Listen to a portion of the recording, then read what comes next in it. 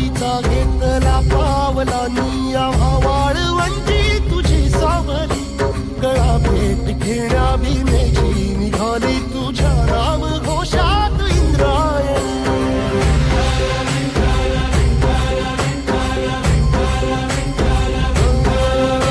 भिडे आसमंती ध्वजा वैष्णवांची उभी पंढरी आज नानावली तुझे नाव ओठी तुझे रूप ध्यानी जीवाला तुझी आस गाला गली जरी बाप साऱ्या जगाचा परी तू आम्हाले करांची विठू माऊली